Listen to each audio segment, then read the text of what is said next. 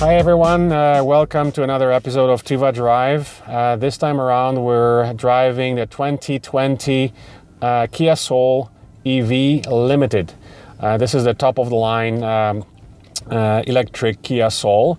The base price for the Kia Soul EV starts at around 42,000 Canadian. This particular limited model is just over 51,000. What you get for this is the base car has the 39 point something, almost 40 kilowatt hour battery, where this one comes with a long range 64 kilowatt hour battery.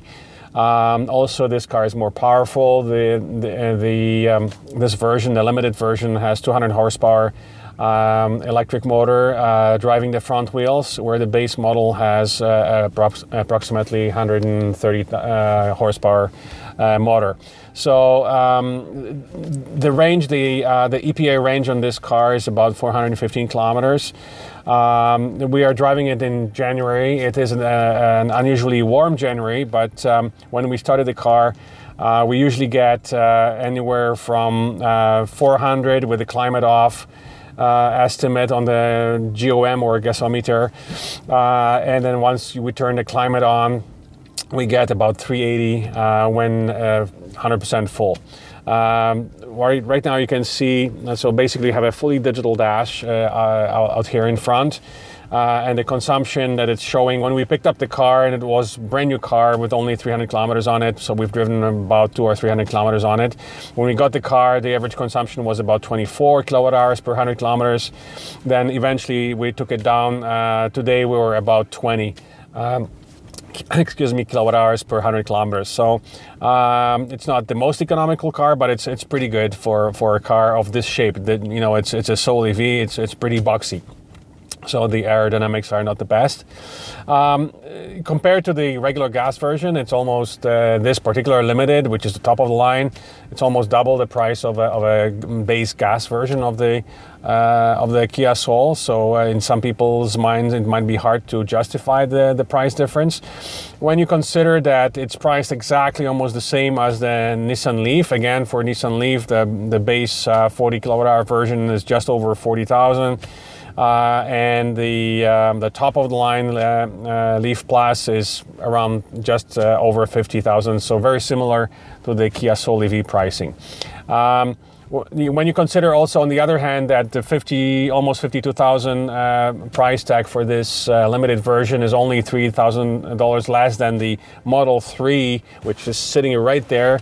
Our friend Andrew is the lucky owner of the Model 3 mid-range, but the short-range Plus these days starts at 55, so it's only $3,000 more than that, and you have more power and even bigger battery. So instead of, mind you, the 400 is now the kind of the short-range Plus is less than that, right? The short-range Plus should be around 385 or so officially, where the mid-range is just over 400.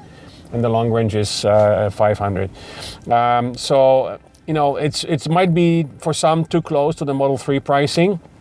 That being said, people who buy cars like i3, Kia Soul EV, Niro EV, and Kona EV usually are the people who want the tall ride with the hatch.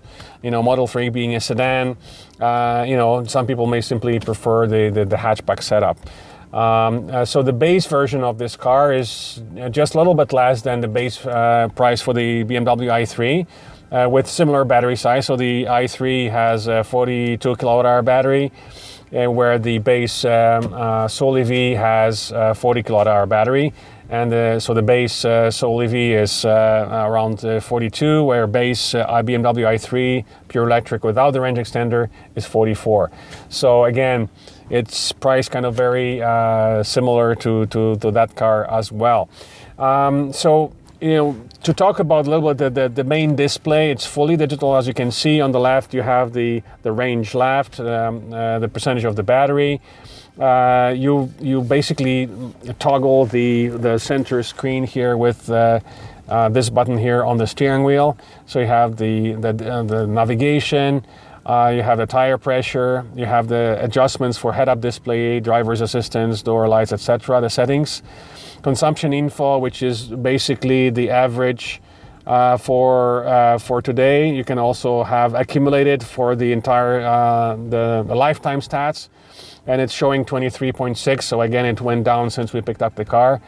The total trip, again, you could probably reset it. It's 694. So since new, the consumption has been at 23.6. And our consumption is a little bit better than that. The car has been sitting because we were shooting video with the climate on. So, but while we were driving, we were approximately at 20 kWh per 100. Yesterday, when my son took it to work, there and back, 30 kilometers from Etobicoke to Toronto, downtown Toronto and back, he was at around 17.8, 18 kWh per 100 kilometers. So pretty decent consumption, considering that it's just above zero in middle of January. Of course, we're about to hit cold spell tomorrow. It's going to be minus 15, so it's going to be interesting to see what kind of consumption we'll get at that point. The center screen here, so the nice features of this car, of the Limited, you have Android Auto, and we've been using it quite a bit. The Google Assistant works great. When you receive the function that we were using the most was the reading text out loud and replying to them by dictating the text back. So that's kind of nice. So you have the Android Auto features are here. You have everything that's that's on your phone. You can activate the Waze. We've been using Waze quite a bit as well. We've been using TuneIn Radio for playing music.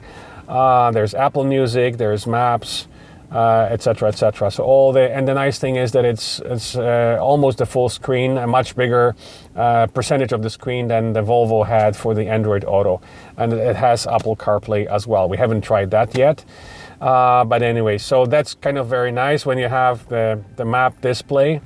It's right here. So this is the regular car navigation. You have the home screen here. So the menus, the map is here, navigation is there. There you go. So you have everything about the navigation. You have the radio stations, media setup, and there's just the general setup here. Okay, so you have the regular volume buttons here. This one I haven't even used yet, but this is just for switching, manual switching of the stations for radio. All the setups are here. Because we're on Android Auto now, the screen looks a little bit different when you go to home. There you go. This is for Android Auto, map, phone, radio, sound, mood lamp. So the Kia has very nice mood lighting. So it has LEDs here on the side of the door, all on the door sills here. You can see a little bit, it's blue now. We set it at blue, but you can change the colors. I don't want to show it right now, but and then there's your EV button, which shows you the battery state of charge. It shows you the kind of the range on the map on how far you can go. You can also look for charging stations on this as well. So let's take it for a quick spin and show you the different driving modes. Of course, the car is equipped as well with seat heating and seat cooling. Here's your drive mode selector. Auto hold, that's most likely for basically not having to use your brake once you're fully stopped up and down the hill. We haven't really used that much as well. So here is for the passenger side, you have the seat heating and seat cooling, as well as steering wheel heater as well. Here, okay. So the drive modes, when you press the drive mode, the car usually defaults to normal driving. You press it once, it goes into sport mode. Obviously, that's going to affect your range. And you press it once again, it goes into eco mode. And then that again, so to maximize your range in the winter, you should be using eco mode. Even in eco mode, the car is fast enough. You know, it reacts very well. Obviously, it reacts much better to the acceleration when you are in sport mode. The estimated range is gonna basically change according to which mode you're driving in. So again, if we are in normal, 299, sport 294, eco 313. So the difference, the estimated difference between these three modes is about 20 kilometers. Not a huge thing. Same with the climate. We're in eco mode showing 313 kilometers left. We turn off the climate, 335. So only 20 kilometers difference with the climate off. Okay, so with the climate off again, in this January weather, we got, with a full battery, we got as much as 400 kilometers on a full charge in eco mode with the climate off, or about 380 with the climate on. So let's turn the climate back on. The temperature adjustment is all right here. This is your EV button that shows you the EV display. Heat on, I don't know why there's a button for heat on or off. I guess if you only want ventilation without the heat, you can turn it off. Driver only is a nice thing. It saves energy by only concentrating all the climate and using the climate on the driver's side. So that's a good thing for an electric car. Recirculating the front defrost, rear defrost. The speed of the fan is here, and then directing the airflow is right there. So there's a lot of classic buttons where, as you know, with Tesla, everything is concentrated on just on the main screen. Okay, so let's take it for a quick spin around Lakeshore because the sun is about to go down. Let's give you our driving impressions of this great car. So again, 200 horsepower in an electric car in a Kia Soul EV. Doesn't seem like much, but it's really fast enough. It's actually 30 horsepower more than our i3, so it feels really fast. So the main concern that I would have with the Kia Soul EV, that it's basically a full electric version of an existing gas car. So a lot of people will be saying, oh, I can't justify to pay double the price of a gas model. But that's not really the clientele. The clientele is people switching from either other electric cars with shorter ranges or switching from maybe other luxury cars. That's their target. What would be helpful, which is what Kia and Hyundai are planning with by next year, they're going to launch a dedicated EV platform and a dedicated EV that's not an electric version of an existing gas car. So I think that should help them sell more of these electric cars. Not that these cars are selling very well. Both the Soul EV and the Nero electric and the Kona electric, they're all selling very well. Basically, they can make enough of them. The wait lists are very long for those cars. So the demand is not an issue. It's the supply that's the issue because the production is very small. They're only the production of the electric versions of those cars. It's only 10 to 20% maximum of the total volume of production of those cars. They complain about the battery supply being constrained. That's why they can't produce any more. So hopefully they will negotiate contracts with the battery suppliers to be able to produce them faster and in bigger numbers, especially when they will launch the dedicated EV platform by next year. So other than that, we really liked our experience in this car for the last 3 days. We will have it for a few more days, so we'll have more impressions as well. In winter driving, if you go into sport mode, which we'll try to do right now, we'll go in sport mode. There you go, and it spins the front wheels. There's not much, not as much of the torque steer as some of the other front wheel drive cars, and this car is very powerful. So, but as you could hear, we lost some traction, even with the traction control on, and then so if you turn it off, you definitely will be spinning your front wheels at every startup. So we really have to be gentle because there's a lot of power. 100% of your torque is from 0 RPM in an electric motor, and so you really have to be gentle. And today it's a dry day in January. There's no snow, no rain, and yet we're spinning the front wheels just because of the power. So in that respect, a rear-wheel drive electric car like an i3 with similar power, you don't have that issue. It's very hard to actually spin the rear wheel drive electric car. But here you have to be, because it's front wheel drive, and that's going to be an issue with any of these long range electric front wheel drive cars, is that the spinning of the front wheels when you accelerate hard. So you have to always keep it in mind. And of course, when you're driving in the winter, if there's snow or ice, the best thing to do is to put it in in eco mode, and then your accelerator pedal, is much more gentle, and there's less likelihood that you will spin out. So anyways, we've posted already a lot of information about our experience with this car on our Facebook page and Twitter.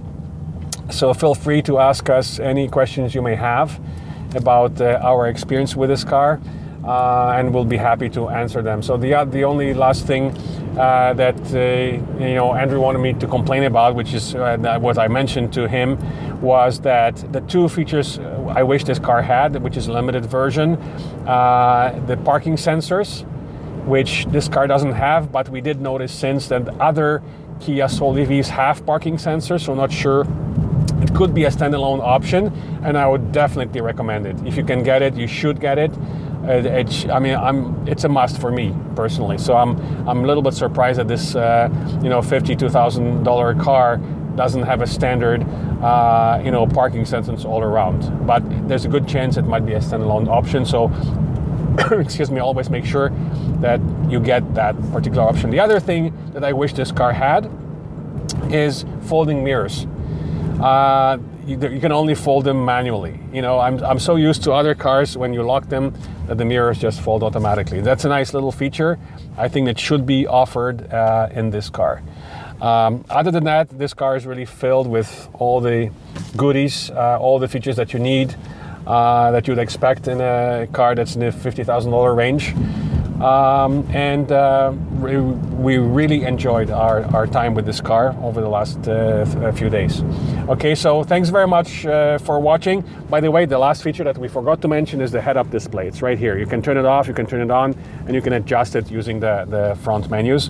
That's a very nice feature to have as well. Okay, so that's the only thing I can think of. Thanks very much for watching, and have a good day.